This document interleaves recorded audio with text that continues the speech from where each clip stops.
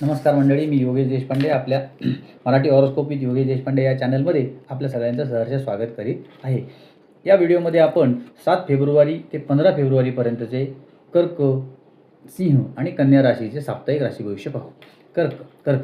कर्क राशीच्या जातकांसाठी हा आठवडा ठीक असून अनेक दिवसापासून सुरू असलेल्या समस्यांचे निराकरण होणार आहे. आठवड्याच्या सुरुवातीला मित्रांच्या मदतीने तुम्ही थांबलेली कामे पूर्ण करणार आहात. नोकरी करणारे आपल्या कामात फोकस ठेवतील आणि काम वेळेत पूर्ण करतील. ऑफिसमध्ये वरिष्ठांकडून तुमचे कौतुक होईल आणि महत्त्वाची जबाबदारी तुम्हाला मिळू शकते. आठवड्याच्या मध्यंतरात उत्पन्नाचे मार्ग खुले होतील. तुम्हाला वडिलोपार्जित संपत्ती मिळू शकते. मालमत्तेसंबंधित काही वाद असतील तर ते संपतील. कुटुंब आणि मित्रांच्या सहकार्यामुळे तुम्ही संपूर्ण आठवडा तुमचा उत्साही असेल.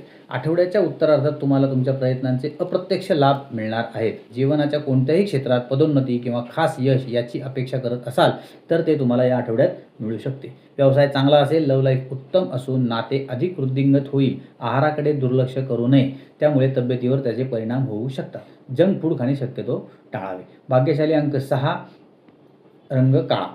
सिंह राशीच्या लोकांना करिअर आणि व्यवसायात अपेक्षित लाभ आणि यश घेऊन येणारा हा आठवडा आहे. पण नातेसंबंध तसेच प्रेम याबाबत मात्र तुमची कसोटी असेल. आठवड्याच्या सुरुवातीला भावंडांसोबत किंवा नातेवाईकांसोबत वाद होऊ शकतात. अशा परिस्थितीत तुमची वाणी आणि वागणूक यावर पूर्ण नियंत्रण ठेवा, अन्यथा नाते एका क्षणात तुटू शकते.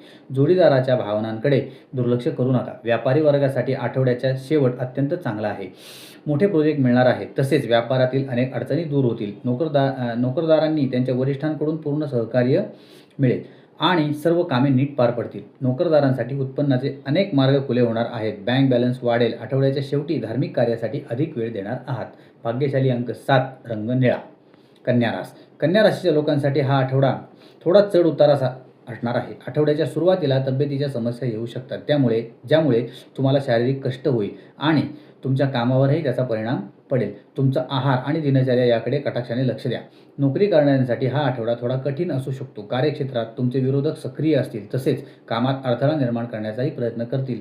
सतर्क राहा, सावध राहा. कुटुंबात नातेवाईकांकडून सहकार्य न मिळाल्याने थोड्या अडचणी वाढण्याची शक्यता आहे.